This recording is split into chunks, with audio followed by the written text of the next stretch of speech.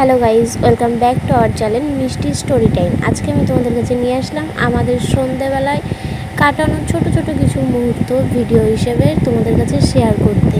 তো আমি আমার বরের কাছে বলেছিলাম যে আমাকে একটু কফি করে খাওয়াও, সেই মতো আমার বর আমাকে কফি বানিয়ে খাওয়াচ্ছিল। ভিডিওটাই তোমরা দেখতেই পাবে।